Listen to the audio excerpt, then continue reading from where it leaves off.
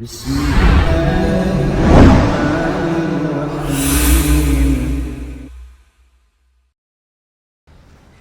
alhamdulillah, wassalatu wassalamu ala asrafil anbiya wal mursalin wa ala alihi wa sahbihi wa man tabi'ahum bi ihsanin ila yaumiddin, amma ba'd.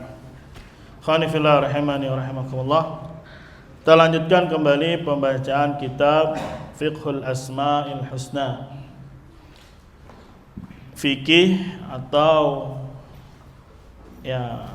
paham. Fikih itu bermakna paham, ngerti dari nama-nama Allah Subhanahu wa taala yang husna, yang indah, yang tidak ada cacat di dalamnya, kesempurnaan dari seluruh sisinya.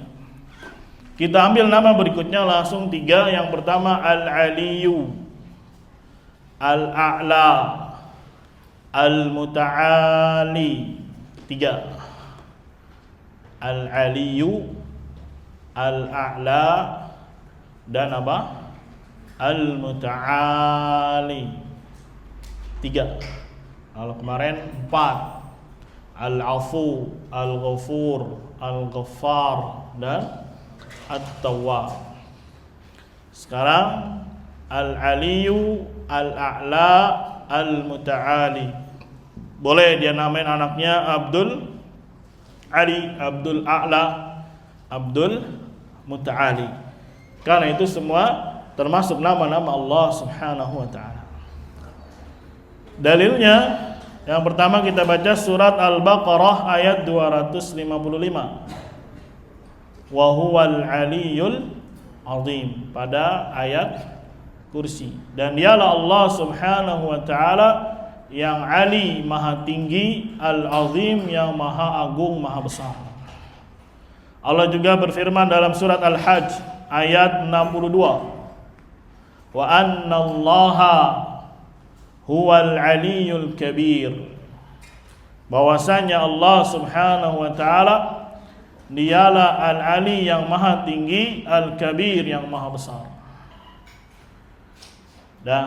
Lagi surat yang sering dibaca di hari Jumat, surat Al-A'la ketika salat Jumat, Sabbihisma rabbikal a'la. Bertasbihlah, sucikanlah nama Rabbmu yang a'la, yang maha tinggi.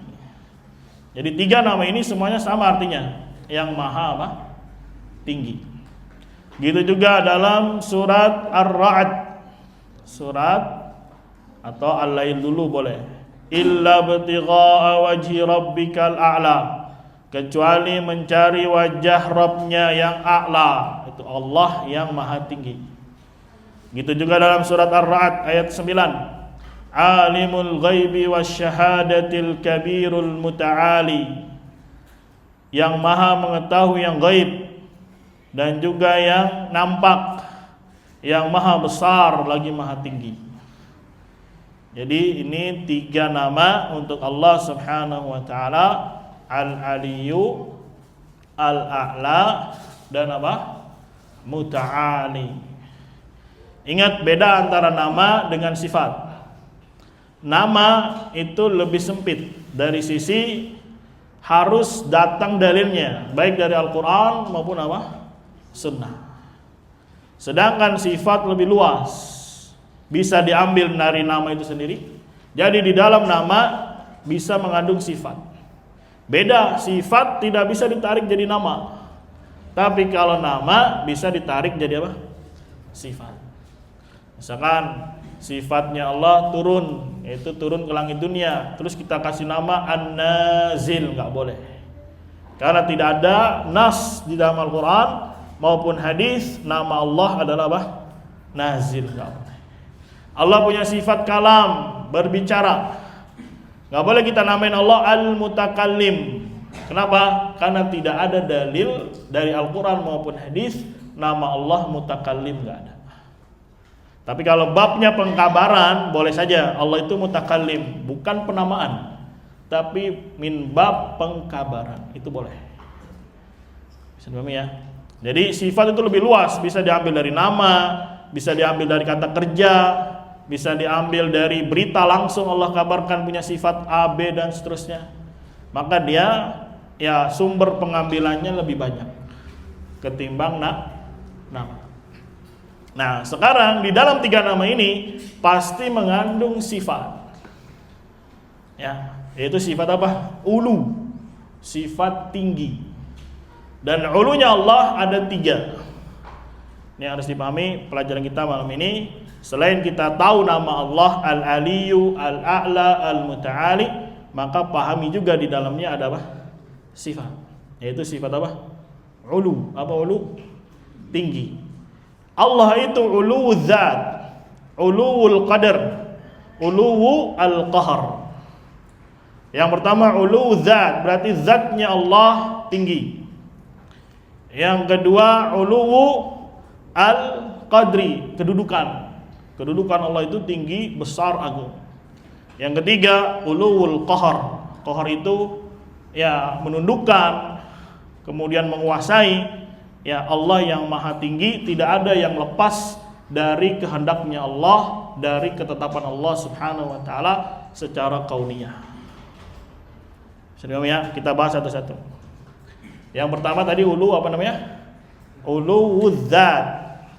Jadi Allah subhanahu wa ta'ala memiliki sifat ulu yang tinggi. Tingginya apa saja? Yang pertama zatnya. Dan ini pun bagian dari iman kita kepada Allah. Allah itu mawjud, Allah itu ada, ya, memiliki zat.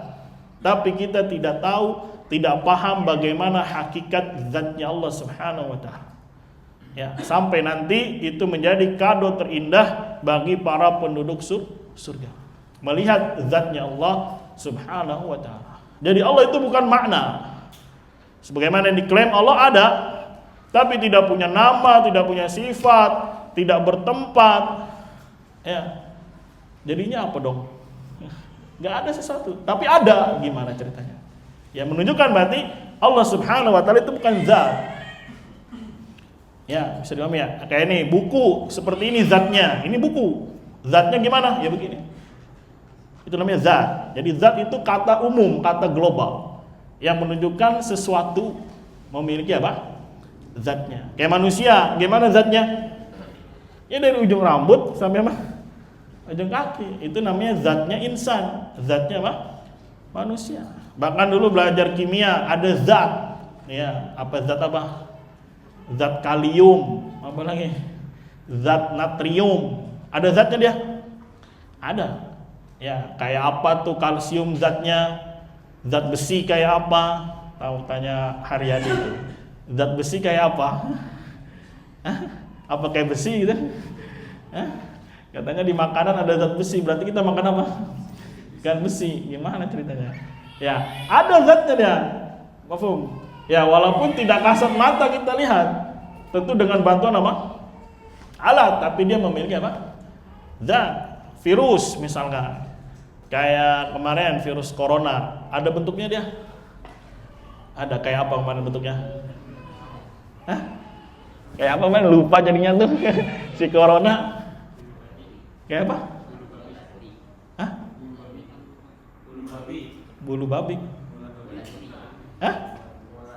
Oh, ya begitu. Ya itu zatnya. Walaupun kita tidak bisa lihat, tapi pakai apa? Alat, ada zatnya. Ya amuba, apalagi itu yang bakteri-bakteri itu, protozoa. Ya, ada zatnya? Ada. Maka dia harus yakini zatnya Allah subhanahu wa ta'ala itu ulu, di atas. Zatnya Allah subhanahu wa ta'ala di atas. Bisa dipahami? Ya, Allah katakan Ar-Rahmanu 'alal 'arsis tawa. Ar-Rahman itu beristawa di atas apa? Arsy. Bisa dipahami? Jadi Allah subhanahu wa ta'ala itu memiliki tempat. Dan Allah subhanahu wa ta'ala tinggi di atas seluruh makhluknya.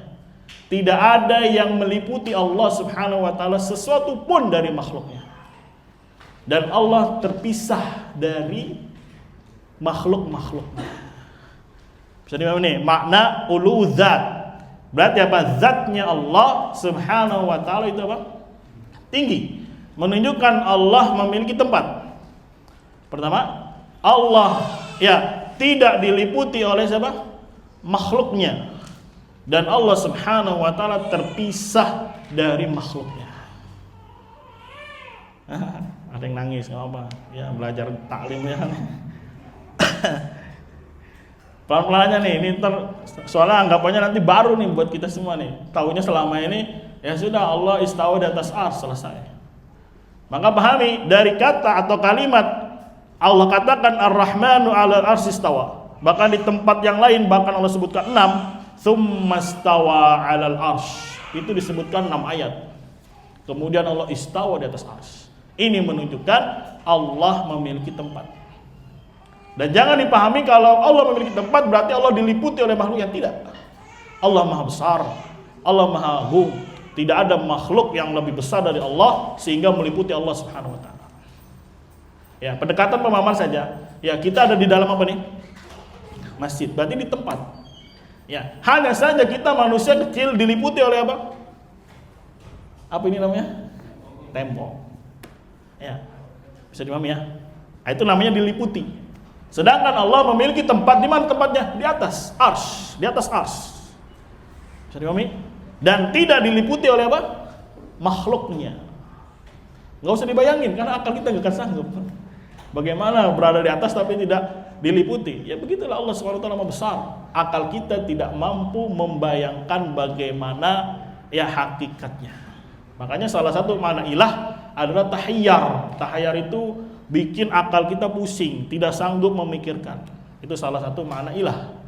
Maka Allah Subhanahu wa taala ilah yang kita hamba tidak sanggup, tidak sampai otak kita, akal kita memikirkan bagaimananya. Tapi pahami, maksud dari uludzat Allah punya tempat di mana? Di atas arsy. Ya. Dan Allah tidak diliputi oleh siapa? Makhluknya. Bisa dipahami? Dan kemudian Allah terpisah dari makhluknya. Ini menunjukkan isbat had, penentuan atau penetapan batasan antara makhluk dengan sang khaliq. Itu ada batas. Ya, tidak bercampur, tidak bergabung dengan makhluknya. Ya, ini mungkin perkara baru. Allah memiliki apa? Isbatul had lillahi ta'ala. Allah memiliki had. Had itu batasan. Ya. Kenapa ini diungkapkan? Karena ketika orang-orang Jahmiyah menolak nama, menolak sifat, menolak Allah bertempat, akhirnya ujungnya apa? Ya dipahami oleh manusia Allah apa? Tidak ada bedanya antara sang khaliq dengan siapa? Makhluk. Akhirnya tidak ada batas pembeda. Sehingga nanti melahirkan pemikiran-pemikiran baru bahwasanya Allah Subhanahu wa taala di mana-mana. Allah Subhanahu wa taala menyatu dengan makhluk. Allah Subhanahu wa taala bergabung, Allah di mana-mana di muka bumi dan seterusnya. Karena tadi gara-gara menolak keberadaan Allah ya di atas, kemudian menolak nama, menolak sifat. Padahal nama dan sifat itu adalah satu hal untuk membedakan antara yang satu dengan yang lain. Ketika tidak ada sifat, tidak ada nama, maka tidak terbedakan antara sang khaliq dengan siapa?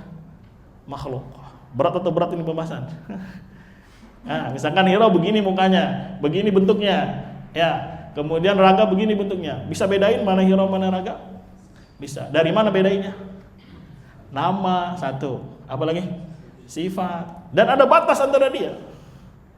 Ya, had itu batas. Ada batas ya antara si hero dengan siapa? Si raga. Sehingga apa? Terbedakanlah mana si hero, mana si raga. Sekarang ini dua orang nggak punya nama, nggak punya sifat, nggak punya. Akhirnya hero lah si raga, raga adalah siapa? Si hero.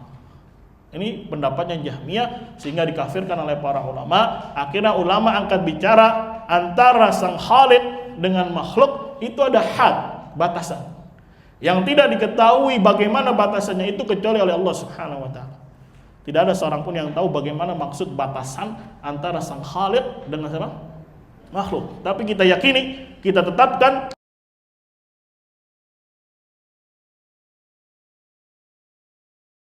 Allah memiliki ulu zat. Apa itu ulu zat? Zatnya tinggi di atas. Berarti Allah bertempat. Dan jangan dipahami bertempat berarti Allah diliputi oleh makhluknya, tidak. Karena tidak ada yang lebih besar dari Allah Subhanahu wa taala. Ini satu hal. Dan kemudian Allah terpisah dengan apa? Makhluknya. Ketika terpisah berarti memiliki apa? Batas. Ya, tidak bergabung, tidak bersatu dengan siapa? Makhluknya. Sampai sini sudah paham ini? Hah? Paham nih? Ini akidah Islam. Bahwasanya Allah di atas. Bahkan banyak ulama dari salaf menegaskan barang siapa yang mengatakan Allah di mana-mana, Allah tidak bertempat, maka hukumnya kafir. Ya, jadi dalam masalah bab asma sifat itu ada yang babnya zahir, nampak jelas. Bahkan pendalilannya banyak tentang ulunya, zat ulunya Allah Subhanahu wa taala tinggi itu dari akal. Dari apa lagi? Fitrah. Dari Al-Qur'an. Dari apa lagi? Hadis. Dari apa lagi? Ijma'. Bahkan nanti disebutkan oleh ya Syekh Abdul Razak lebih dari 10 ayat, 10 ayat, 1000 ayat bahkan yang menunjukkan Allah Subhanahu wa taala di atas. Maka yang menolaknya, yang meyakini Allah di mana-mana, hukumnya apa? Kafir. Ya, banyak para ulama menegaskan, ya begitu juga dari fatwa ya Syekh bin Bas dan yang lainnya, barang siapa yang meyakini Allah Subhanahu wa taala di mana-mana, hukumnya apa? Kafir. Dan itu keyakinan, i'tiqad. Ya, kita nggak tahu dia keyakinannya apa sampai dia ucap. Ya, dan juga jangan antum korek-korek. Ya, si imam ini gimana nih keyakinannya nih? Gue tanya dulu nih. Ya, kecuali kalau antum tahu dia ngomong sendiri bahwasanya Allah itu di mana-mana. Ya, Allah Subhanahu wa taala bersama makhluknya. Allah menyertai kita di mana-mana. Maka orang ini telah jatuh dalam kekufuran, kufurnya dalam masalah asma wa sifat. Menolak sifat ulunya Allah. Hukumnya kafir ini. Ya, sebagaimana menolak ilmunya Allah, dikafirkan oleh Abdullah bin Umar, ya kelompok Qadariyah. Lihat bagaimana barokahnya, ya hukuman penamaan dari Abdullah bin Mubarak sehingga kelompok itu inqarat punah. Jadi nggak ada lagi Qadariyah yang menolak sifat ilmunya Allah. Karena nggak mungkin Tuhan atau ilah tidak punya ilmu. Ya, begitu juga dalam masalah ulunya Allah itu dalilnya banyak, Al-Quran, hadis, ijma', akal, fitrah. Ya misalkan orang awam aja ditanya, ya apa gimana gitu kan? Ini rezeki dari siapa? Yang di atas. Gitu. Yang ngatur ini semua siapa? Yang di atas. Ini ada orang mengatakan apa? Allah tidak di atas, Allah tidak bertempat, Allah tidak punya batasan antara makhluknya. Ya, mafhum? Ini keluar dari Al-Quran, keluar dari ijma', keluar dari hadis, keluar dari akal, keluar dari fitrah. Maka mereka dikafirkan oleh para ulama. Tapi itu kan sekali lagi i'tiqad. Kita nggak tahu i'tiqad dia sampai dia mengucapkan. Nih, ya jadi ada kufur-kufur yang i'tiqad yang kita tidak bisa paham, tidak bisa tahu apa keyakinan dia kecuali kalau dia ucapkan. Makanya kita bilang pakai kaidah umum. Barang siapa yang meyakini Allah di mana-mana, maka hukumnya apa? Kafir. Dia ngomong, ya sudah, jatuh dia. Dalam bab penamaan antum kafirkan dia, walaupun hanya sekedar di dalam hati antum yakini kafirnya dia. Angkat suara tidak ada kelaziman. Ya karena melihat maslahat, melihat apa? Keadaan. Tapi dia telah terjatuh dalam pembatal apa? Keislaman. Jadi jangan dipahami pembatal keislaman itu cuma masalah uluhiyah, asma sifat ada. Rububiyah ada. Makanya sekali lagi bab yang terpenting dipelajari oleh seorang muslim yang pertama adalah bab akidah. Rumah tangga gampang, nanti insya Allah ngikut sendiri dia. Kalau akidahnya kuat. Ya, tarbiyah anak juga insya Allah ngikut sendiri. Tapi kalau ini yang terus digaungkan, kemudian akidahnya dibuang, ya gimana mau jadi apa? Kokoh umat Islam. Karena bawahnya aja udah keropos, bawahnya apa? Rusak. Ya ini tentang ulu zat, tingginya Allah Subhanahu wa taala zatnya. Berarti apa maksudnya? Allah di atas ars itu menunjukkan tempatnya Allah. Dan jangan dipahami berarti Allah diliputi oleh siapa? Makhluk. Enggak. Allah maha besar, Allah maha tinggi. Tidak ada makhluk yang lebih tinggi dari Allah Subhanahu wa taala. Ya makhluk yang paling tinggi ars. Makhluk yang paling tinggi adalah ars. Dan kita yakini Allah memiliki batasan antara dirinya dengan siapa? Makhluk. Tidak bercampur, tidak bersama makhluknya. Ya. Kalau dikatakan Allah kan turun ke langit dunia, maka kita katakan betul karena dikatakan oleh Nabi Muhammad SAW. Tapi bagaimana hakikatnya, bagaimana kejadian sebenarnya, teknisnya, kita tidak ngerti. Kita hanya menetapkan Allah memiliki sifat apa? Nuzul ke langit dunia, selesai. Ya, dan kita juga yakini Allah di atas arsy-Nya terpisah dari makhluknya. Ada batasan. Dan batasan ini bukan sifat Allah. Tapi begitulah, sesuatu yang berbeda pasti memiliki batasan. Kalau nggak ada batasan, berarti sama antara Khalik dengan siapa? Makhluk. Ujung-ujungnya nanti apa? Bercampur. Nah, ini akidahnya Jahmiyah. Ini akidahnya siapa? Jahmiyah. Dan ini yang ditolak, ya, yang dibuang oleh Asy'ariyah, oleh Mu'tazilah, oleh Jahmiyah. Adapun yang kedua, uluwul qahr, uluwul qadar, mereka tetapkan untuk Allah. Tapi ini tidak berguna ketika dia membuang satu. Karena ulu ada 3. Ulu dzat, uluwul qadar, dan uluwul apa? Qahr. Bisa dipahami nih? Ulu dzat. Jadi Allah Subhanahu wa taala di mana? Di atas arsy. Ya, terpisah dari siapa? Makhluknya. Ya, dan ada batasan pemisah antara sang Khaliq dengan siapa? Makhluk. Tidak bersama, tidak nempel, tidak bergabung dengan siapa? Makhluknya. Ini akidah ya yang dijelaskan oleh para generasi salaf. Ya, panjang lah kalau pembahasannya. Itu ada buku bagus yang ditulis oleh Syekh Adil Ali Hamdan, judulnya Isbatul Had Lillahi Azza wa Jal. Menetapkan had itu batasan. Ya, untuk Allah Subhanahu wa taala. Maksudnya apa? Allah di atas arsy, Allah terpisah dengan siapa? Dengan makhluknya, tidak bergabung, tidak nempel, tidak nyentuh.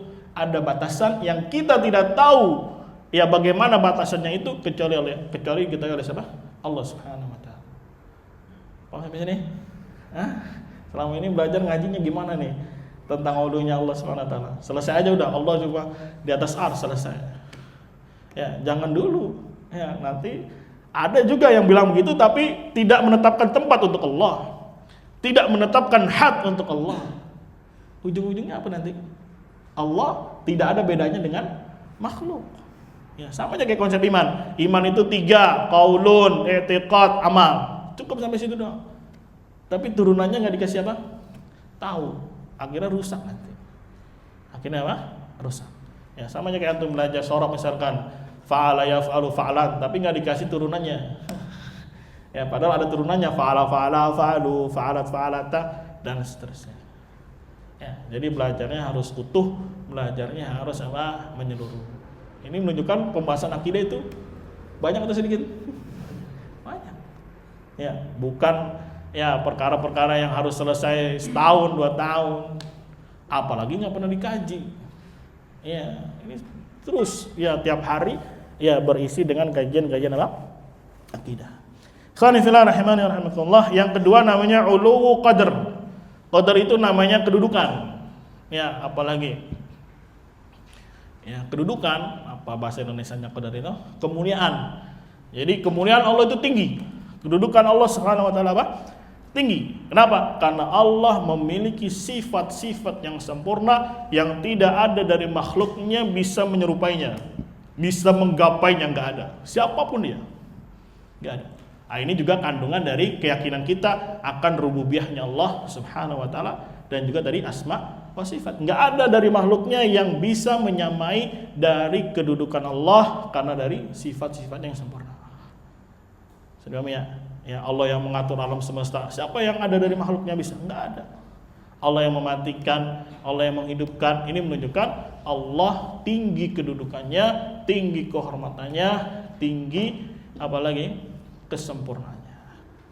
Bisa dipahami ini namanya ulu apa? Ulu qadar. Dan ini tidak ada yang menyelisihinya. Orang-orang Asy'ariyah menetapkan. Ya, karena Allah memiliki kedudukan yang tinggi.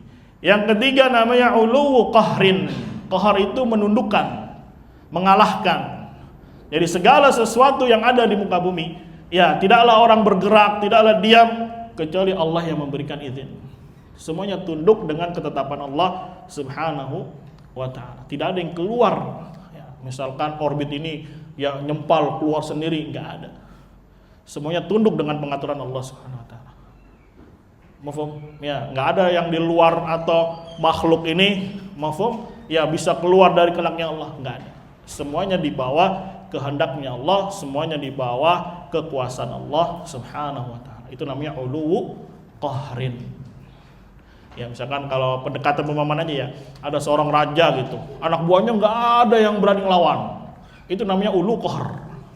Contohnya siapa? Kim Jong Un namanya. Ya kalau dia udah ketawa ikut ketawa semuanya. Kalau dia tepuk tangan, semuanya ikut tangan. Kenapa? Takut dibom, dinuklir rumahnya kan. Dilihatin siapa nih nggak ketawa ini. Ya, kocaknya ada pemilu juga. Tapi siapa yang milih saya? Semuanya angkat tangan. Kalau enggak, wah dinuklir dia bisa. Ini namanya ulu apa namanya? Ulu kohar, pendekatan pemahaman saja. Ya, coba antum lihat tentang apa? Korea Utara. Ya, di parlemennya. Semuanya kayak satu warna itu. Iya enggak? Ya, kalau dia tepuk tangan semuanya apa? Tepuk tangan. Dan kalau dia diem, semuanya juga diam, nggak ada yang berani senyum-senyum, mesem-mesem. Bisa dibom dia, bisa dinuklir dia. Ngeri ya kalau gitu ya. Ya, semuanya tunduk ya. Kayak zamannya Hitler juga, itu luar biasa tuh manusia tunduk sama dia. Ya, padahal dulu katanya dia guru TK, benar nggak itu? Iya, dia guru TK atau guru anak-anak itu. Cuman dia bikin partai dan seterusnya, akhirnya booming, partainya besar. Anak buahnya banyak itu. Misalkan kayak Putin, ya, dia bilang hura semuanya hura semuanya. Ya nggak ada yang berani. Ya itu raja dunia. Apalagi Allah Subhanahu Wa Taala, ya Rabbul Alamin. Maka nggak ada satupun dari makhluknya yang keluar dari ketetapan Allah Subhanahu Wa Taala. Nah, jadi sekali lagi namanya Al-Ali, namanya Al-A'la, Al-Muta'ali mengandung sifat. Sifatnya apa? Ulu, maha tinggi. Apanya yang maha tinggi? Zatnya. Ya, qadarnya, kedudukannya, kemuliaannya. Yang ketiga apa? Qahar. Qahar itu ya menundukkan, kemudian apalagi? Yang menundukkan, mengalahkan dan seterusnya. Paham sampai sini? Ya, ini tentang nama Al-Ali, Al-A'la dan Al-Muta'ali. Ikhwani fillah rahimani wa rahimakumullah. Kemudian di sini kata Syekh Abdul Razzaq, hadza wa qad tanawwa'at ad-dalailu.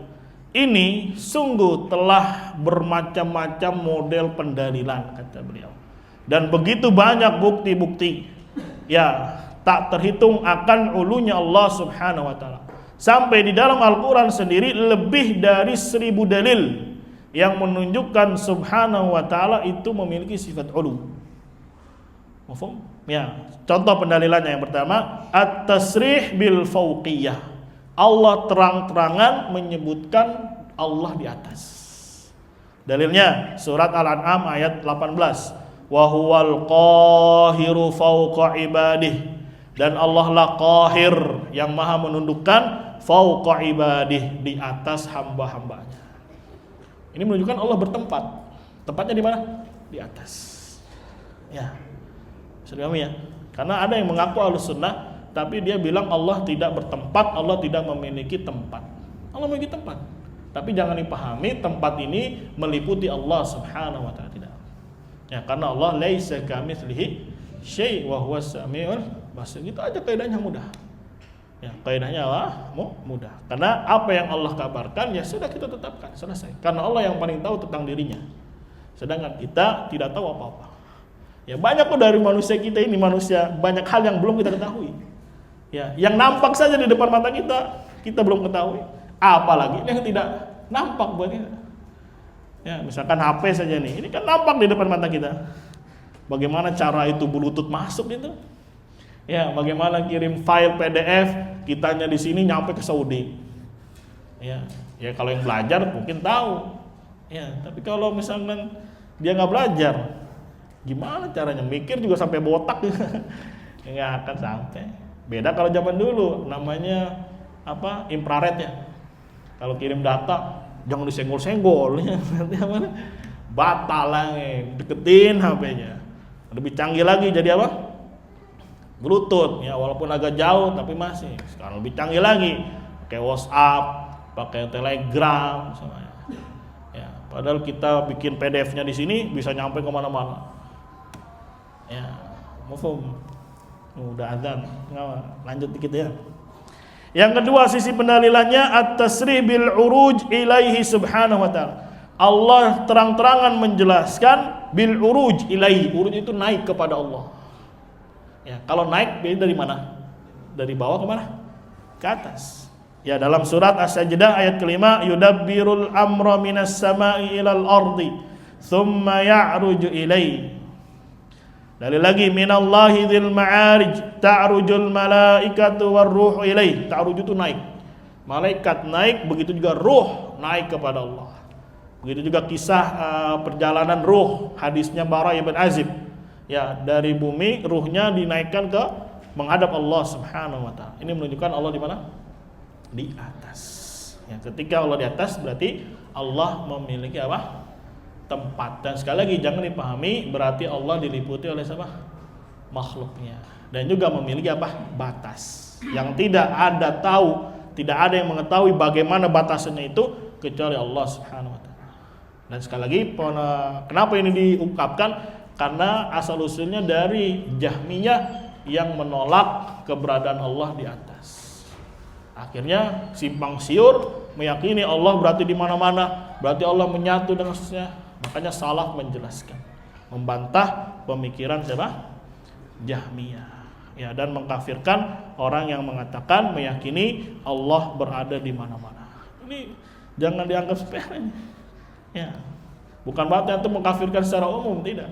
Ya, paling enggak ada bab wara. Ini kira-kira kalau geng hijau ini keyakinan Allahnya di mana? Walaupun kita tidak tahu dia ngomong atau enggak. Tapi ada bab namanya apa? Wara atau bab wara, kehati-hatian. Ya, bukan berarti mengkafirkan secara umum, tidak, kecuali kalau kita dengar langsung dari sana. Karena tidak boleh mengkafirkan dengan zon. Ya, harus yakin ketika dia ngomong, ketika dia melakukan, ya, ketika dia meyakini kemudian diungkapkan dengan lisannya. Mafhum? Ya, enggak boleh tuh kayaknya ini orang ini begini terus kafir, enggak boleh. Ya, kecuali memang antum sudah punya ilmunya, punya datanya. Ya, atau minimal dari khabar thiqah. Ya sudah. Tapi kalau antum nggak tahu, ya ada namanya bab wara. Apa itu wara? Jaga-jaga. Ya, misalkan itu ada macam-macam daging, babi, apa lagi, kambing, sapi. Ada bab waranya gimana tuh? Makan nggak itu? Enggak. Itu. Ya udah, gue mendingan makan tempe aja dah. Gitu. Ya, ini yang berat memang realisasinya. Makanya belajar ilmu itu pasti akan ada ujiannya. Ya, mau nggak mau itu udah kelaziman itu. Ya, ketika dia meyakini saya beriman kepada Allah, pasti akan udah ujiannya. Ya, untuk menilai kejujuran dia di dalam belajar dan meyakini sesuatu. Mafhum? Yang ketiga at-tasrih bis-su'ud ilai. Allah jelas terang-terang menjelaskan atau mengabarkan adanya su'ud. Su'ud itu juga sama maknanya apa? Naik. Seperti Allah katakan ilaihi yas'adul kalimut thayyib wal 'amalus shalih yarfa'uh. Kepada Allah lah naik kalimat-kalimat yang bagus dan juga amal saleh Allah angkat dengan sebab akidah yang bagus. Kemudian yang keempat at-tasrih bi raf'i ba'dil makhluqat ilai. Allah jelas dengan terang menjelaskan, mengabarkan Allah mengangkat sebagian makhluk-makhluk kepadanya. Contohnya kisah siapa? Nabi Isa. Itu diangkat. Ya. Bahkan Syekhul Islam menjelaskan penetapan had batasan antara sang Khalik dengan makhluk itu ijma dari kaum muslimin dan orang kafir sendiri. Ya, orang-orang kafir dari ahli kitab juga menyatakan ada batasan antara sang Khalik dengan siapa? Makhluk.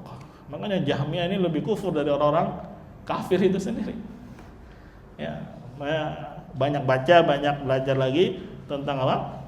Akidah. Jangan sampai ternyata selama ini apa yang kita yakini keliru, fatal banget. Makanya itu rahasia dalam surat Muhammad itu ayat 19, fa'lam annahu la ilaha illallah, kemudian diakhiri dengan apa? Wastaghfir lidzambik. Jadi setelah dia belajar tentang tauhid, ternyata selama ini banyak saya keliru. Maka apa? Wastaghfir lidzambik. Minta ampun kepada Allah dari dosa-dosa kita. Jadi dosa itu bukan hanya memukul, membunuh, ya, akidah yang rusak bagian dari perbuatan dosa. Dan parah bahkan dosanya bisa mengeluarkan seorang dari Islam tanpa dia sadari. Ya. Kemudian yang kelima tasrih bi tanzilil kitab minhu. Allah dengan jelas menerangkan menurunkan Al-Qur'an dari Allah Subhanahu wa taala. Tanzilul kitabi, ya. Penurunan Al-Qur'an minallahi, dari siapa? Dari Allah. Ini namanya turun dari mana? Atas ke mana? Ke bawah. Yang ketujuh atau yang keenam, at-tasri bi annahu ta'ala fis sama. Allah dengan jelas terang menyatakan Allah fis sama. Fi di sini bermakna ala. Karena fi itu bukan hanya maknanya di dalam, tapi bisa juga bermakna apa? Di atas. Atau as-sama itu maknanya rofa, tinggi. Ya, jadi bukan tawil, karena memang penggunaan bahasa Arab itu tergantung konteks kalimat. Kayak misalkan kemarin kita baca hadisnya Abu Hurairah, qala Nabi sallallahu alaihi wasallam fil bahri. Nabi berkata di dalam laut atau tentang laut? Tentang, berarti fi bermakna an, bukan bermakna di dalam. Repot nanti. Nabi sallallahu alaihi wasallam ngomongnya di mana? Di laut. Ya, jadi banyak arti. Ya kayak ini nih tadi pagi kita belajar. In bisa bermakna nafi, bisa bermakna jazm, bisa bermakna mukhaffafa minas tsaqilah. Ya banyak, tergantung konteks kalimat. Itulah bahasa Arab. Itulah apa? Bahasa Arab. Kemudian yang ketujuh, at-tasri bi raf'il aidi ilai. Allah juga atau Rasulnya dengan jelas menerangkan mengangkat tangan kepadanya. Nah, orang kalau doa kemana tangannya? Atas. Nabi Isa aja ada loh lukisannya lagi ini. Ya, sampai orang-orang Nasara bingung. Kan Tuhan ya, masa Tuhan angkat tangan juga doa minta ke siapa dia? Ya tuh angkat tangan kemana? Ke atas. Ya doa gini. Ya, makanya kalau ada yang bilang kalau di mana-mana kalau sujud hatinya pasti kemana dia? Secara fitrah orang sujud nih, terus doa, kira-kira hatinya itu tambatannya kemana? Ke atas. Masa iya kemana-mana kan ya? Itu fitrah. Itu apa? Fitrah. Kita baca cepat saja. As-samin yang ke-8 al-isyara ilai. Ya, Nabi memberikan tunjuk ke atas ini. Ketika haji wada. Ya, Nabi berkata Allahumma syhad, Allahumma syhad. Ya Allah persaksikanlah, ya Allah persaksikanlah bahwasanya aku telah menyampaikan seluruh risalah. Sambil nunjuk apa? Tangannya mana? Ke atas. Ini baru tangan. Ada juga mata ketika Nabi SAW hendak meninggal sakaratul maut. Kata Nabi apa? Fir rafiqil a'la. Sambil matanya menghadap mana? Ke atas. Ya, di sisi rafiq. Rafiq itu ya sebagai pendamping, sebagai teman yang di atas. Sambil matanya menuju mana? Melihat ke atas. Ya. Banyak lah Ibnu Taimiyah kalau nggak salah hampir 70 dalil sisi pendalilan. Kalau Allah di mana? Di atas. Makanya kalau ada yang mengatakan Allah di mana-mana, ulama salaf mengkafirkannya, telah murtad dari din Islam. Nasallallahu ya. At-tasi yang ke-9. Ya, Nabi SAW mengabarkan tentang Nabi bolak-balik antara Nabi Musa kepada Allah SWT ketika peristiwa apa? Isra Mi'raj. Ya, itu juga peristiwa Isra Mi'raj, Nabi kemana? Ke atas atau ke bawah? Ke atas. Ya, nanti ditakwil sama dia. Ke atas belum tentu Allah di atas, ya gimana ceritanya? Pokoknya muter-muter lah alasannya. Ya. Yang ke-10, ikhbaru ta'ala an Fir'aun annahu rama su'ud ila sama. Allah mengabarkan tentang Fir'aun yang mau bikin tangga, mau mendaki melihat Tuhannya siapa? Tuhannya Musa. Kira-kira tangga ya secara umum lari ke atas atau ke bawah? Ya ke atas lah, walaupun ada juga tangga ke bawah, tapi keumuman tangga kemana? Ke atas. Apa kata si Firaun? Pengen ngelihat siapa? Tuhannya Musa. Dia panggil arsiteknya tuh si Haman. Man, tolong bikin ini. Ya tangga. Kenapa? Saya mau lihat Tuhannya Musa di atas. Ini menunjukkan ya bukan hanya Nabi Muhammad yang mengajarkan umatnya Allah di atas, tapi Nabi siapa? Musa juga. Makanya tadi kata Syekhul Islam telah ijma ya bahwasanya si muslim maupun si kafir ya Allah di mana?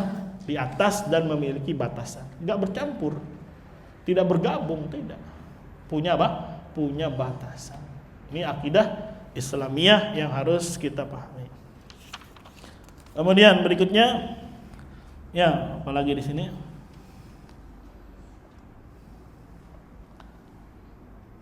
Penukilan ijma. Ya berkata Abu Nasr As-Sidzi di dalam kitab Ibanah. Ya imam-imam kita seperti Sufyan Tsauri, Imam Malik, Sufyan Uyainah, Hamad ibn Salamah, Hamad ibn Zaid, Abdullah ibn Mubarak, Fudail ibn Iyad, Ahmad bin Hanbal, Ishaq ibn Rahawai, semuanya sepakat ya bahwasanya Allah ya dengan zatnya berada di atas apa? Arsy.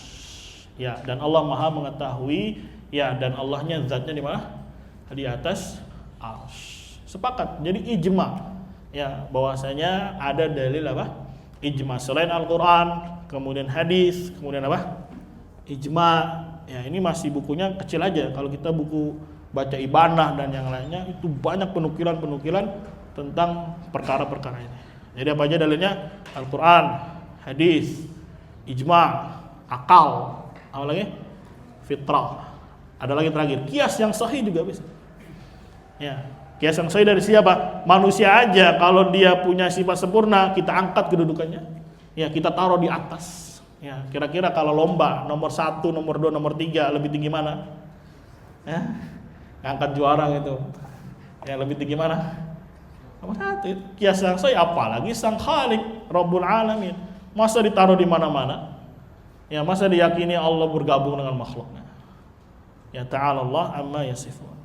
Nah, dari sini akan berbuah hasil ketika dia meyakini Allah memiliki sifat ulu, maka ada bentuk ta'zim, pengagungan dan merendah kepada Allah. Karena Allah maha tinggi, maha besar. Ya, maka kita agungkan Allah. Satu sisi kita merasa hina di hadapan Allah Subhanahu wa taala karena kita kecil. Ya, mafhum. Berapa sih kita dibandingkan apa namanya? Gunung, dibandingkan langit, dibandingkan lautan, seapa kita? Kecil. Ternyata Allah lebih besar lagi dan Allah maha tinggi. Maka menghasilkan sifat apa? Ya, dzul, hina di hadapan Allah satu sisi, dan satu sisi juga kita agungkan Allah karena Allah maha tinggi kedudukannya, qaharnya, begitu juga apa? Zatnya. Ini buah kita memahami, meyakini sifat ulunya Allah Subhanahu wa ta'ala. Jadi ada bentuk apa tadi? Ta'zim dan apa? Dzul, kehinaan. Dua hal ini yang sama bermakna cinta dan juga apa namanya? Ada khauf dan roja di sana. Ketika kita mengetahui Allah maha tinggi zatnya, kemudian kedudukannya dan juga kekuasaannya. Wallahu a'lam bishawab. Ini yang bisa kita ambil dari nama Al-Ali, Al-A'la dan Al-Muta'ali. Fadhal, ada pertanyaan? Ya. Waalaikumsalam.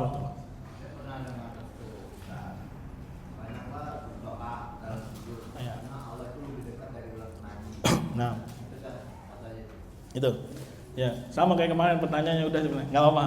Ya, memang sujud tempat kita apa disyariatkan untuk berdoa. Bahkan termasuk yang tempat-tempat diberikan keberkahan dikabulkannya apa? Doa. Ya. Dan Allah dikatakan lebih dekat dari urat nadinya, memang satu sisi. Dan satu sisi juga Allah mengabarkan Allah di atas mana? Arsy. Jadi ya tidak ada pertentangan antara dalil yang satu dengan dalil yang dua. Jangan ngambil cuma sepotong. Ya, itu katanya Allah bersama kita, aina ma kuntum, dan seterusnya, bersama kalian di mana-mana kalian berada. Sedangkan dalil-dalil Allah di atas mana? Arsy tidak dipakai. Ini kan curang namanya. Ya kan? Curang. Ya sudah, kita kombinasikan semua dalil, semuanya hak, semuanya sahih, semuanya kabar dari Allah dan Rasulnya. Maka ulama mengatakan, ya Allah zatnya berada di atas apa? Arsy, dan Allah maha mengetahui. Ya, bahkan pengetahuannya Allah itu lebih dekat dari urat nadinya dia, dari sendal apanya nih, tali sendalnya dan seterusnya. Makanya dari sana nanti ada namanya ma'iyah, kebersamaan. Ada yang namanya ma'iyah ammah, Allah bersama makhluknya. Dari siapa? Allah melihatnya, Allah mengawasinya, Allah mendengarnya dan seterusnya. Tapi tetap zatnya Allah di mana? Di atas arsy.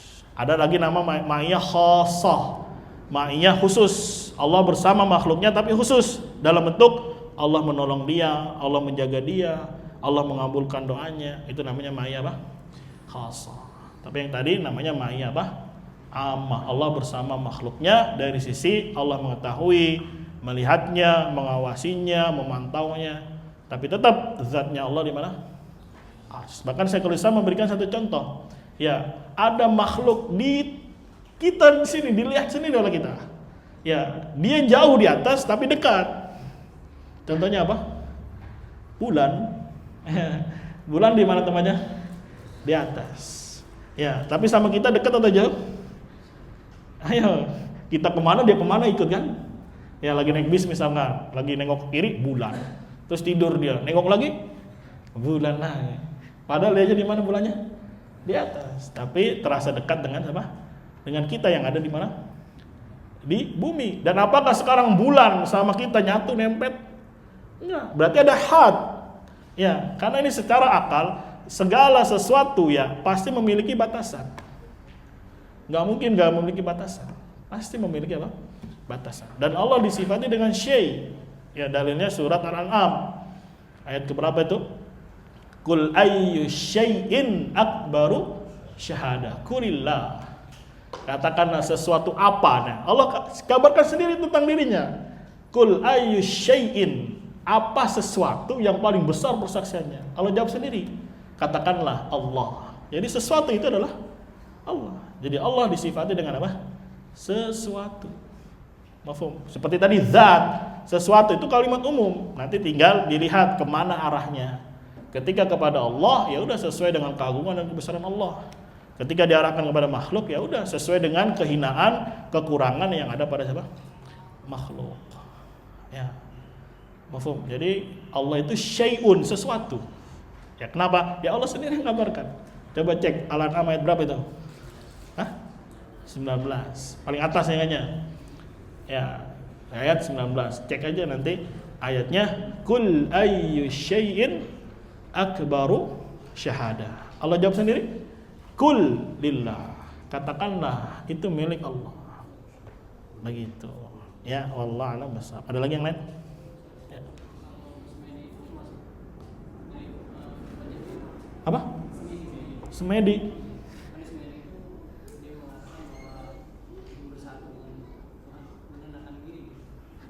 Supaya nyatu. Waduh, ini nanti jadinya hululiah nanti. Ya itu emang udah ma'ruf itu, nggak usah bingung lagi sudah. Ya lihat aja ujung-ujungnya akhirnya berkawan sama biarawati, berkawan sama ini orang-orang Buddha dengan alasan mereka lebih toleran, mereka lebih ini. Ya akhirnya terbiasa dengan ritual-ritual yoga. Jangan dikira yoga itu cuma ritual olahraga, enggak, itu ritual penghambaan itu. Ada waktunya khusus juga. Itu sebagaimana ritualnya orang-orang Hindu, Buddha dan seterusnya. Nasallallahu semoga Allah jaga kita. Itu sekali lagi ada efeknya. Itu bukan sesuatu yang terjadi spontan, tidak, tapi itu ada sebab akibat. Salah satunya sekali lagi ya, biar anak nggak bosan-bosan juga ngomong. Karena salah konsep dalam iman itu. Paham ya? Jadi iman cukup di dalam apa? Hati. Dia mau buat jungkir balik apapun, perbuatan gak masalah. Yang penting kan hati saya sudah apa? Iman. Selesai. Dia mau yoga di gunung mau yoga di hutan, mau gerakannya kayak orang apa kayak. Nah, yang penting kan hati saya apa?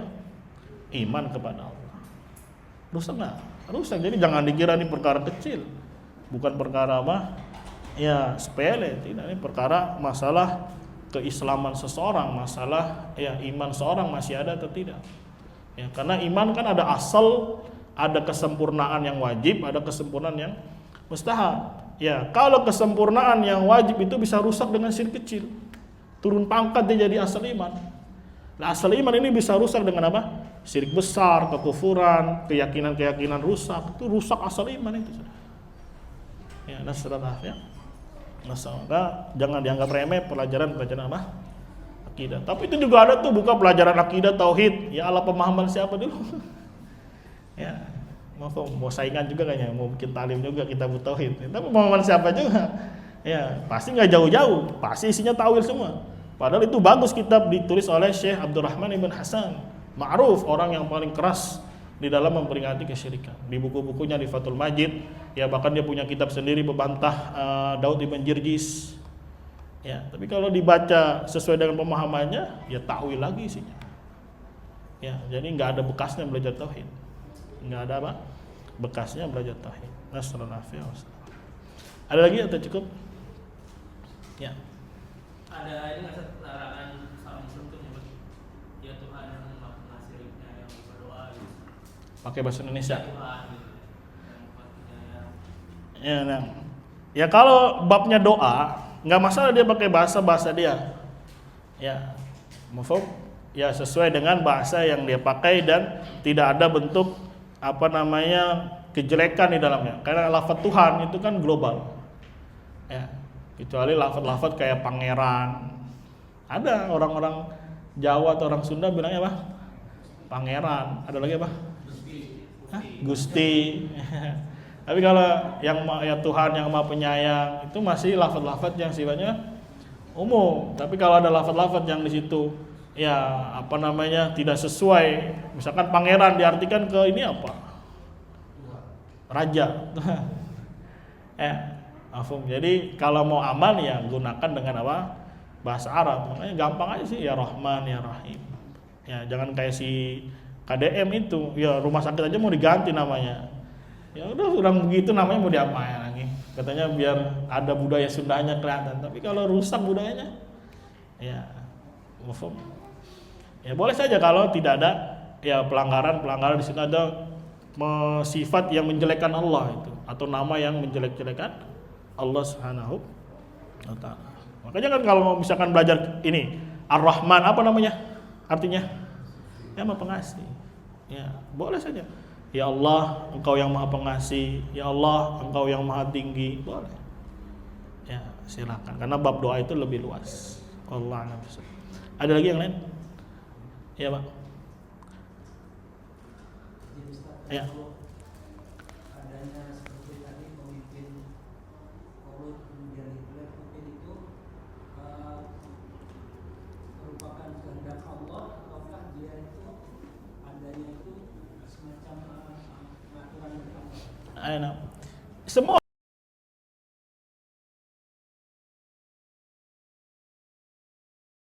kehendak syariah dan kehendak apa? Kauniyah. Kauniyah itu apa? Segala yang terjadi, mau dia ya pencurian, mau dia perzinahan, mau dia kesyirikan, intinya dia terjadi pasti Allah kehendaki. Tapi iroda apa namanya tadi? Kauniyah. Belum tentu Allah cintai. Nah, nanti di Aqidah Wasithiyah kita kupas lebih detail antara irodah kauniyah dengan irodah apa? Syariah. Dulu anak sering lagi di Yaman itu suka ngejelasin ke teman-teman irodah kauniyah sama irodah syariah. Karena banyak yang nggak paham kan. Sampai anak dibilang Ustadz irodah. Waduh, Ustadz irodah. Jadi kemana-mana kasih faedah ke teman. Ayo, mal farqu baina ya irodah kauniyah wa irodah syariah. Waduh, anak lupa lagi. Ya, pagi lagi kesini ngomong itu sampai dicap jadinya apa? Ustadz apa? Ustadz irodah ya. Tapi ada berkahnya juga ketika ditanya sama Syekh Abdurrahman itu rahimahullah, ya pas di majelisnya lagi. Ya, majelis maghrib itu. Mal farqu bainal iradah kauniyah wal iradah syar'iyyah. Ada yang bisa jawab 1, 2, masih kurang. Dalam hati anak kok enggak ada yang jawab ini. Udah aja nah bismillah. Angkat tangan. Ya, alhamdulillah dapat pujian sedikit. Ya. Ada berkahnya juga ngajarin apa? Ya model-model ya sifat Allah, ada yang iradah kauniyah dan iradah apa? Syariah. Itu jadi berbekas ya, karena memang ilmu itu perlu dakwah. Selain dia mengamalkannya, perlu juga apa? Dakwah. Ilmu kalau nggak didakwahin hilang. Ya antum sudah belajar capek-capek tauhid tapi ya nggak pernah didakwahi, minimal status aja lah. Ya insya Allah itu bisa memperkuat maklumat yang sudah dia pelajari. Ya ini WA udah enggak, apa lagi ngajak teman juga enggak, ya jiping ini namanya. Apa jiping? Jadi kuping. Insyaallah ya, dan enggak berat, cuma pasang status enggak berat insyaallah. Enggak ada beratnya. Cuman ketik berapa paling tahan, dia kasih panah ya, atau sekarang sudah ada mode teruskan statusnya ustadz siapa gitu, tinggal klik yang muter-muter panah itu. Ya klik langsung nempel di satu-satu. Ya, walaupun antum dicap, wah ini ustadznya ini baru ngajar aja udah sok-sokan ngajar tentang udzur bil jahal. Ya, padahal itu ilmiah sekali ya, mungkin berat bagi sebagian orang ya. Yang Anda tulis itu tentang apa? Padahal itu bukan tulisan anak, itu terjemah dari kitabnya Syekh Abdul Ula. Tapi memang betul-betul berbobot. Ya, tapi kalau orang yang malas belajar, apaan lagi nih usul fikih lagi. Kalau tinggal di share aja sedikit. Ya insya Allah orang baca bisa jadi dapat apa? Hidayah. Begitu. Wallahu a'lam bishawab. Kita akhiri subhanakallahumma wa bihamdika asyhadu an la ilaha illa anta astaghfiruka wa atubu ilaik. Wassalamualaikum warahmatullahi wabarakatuh.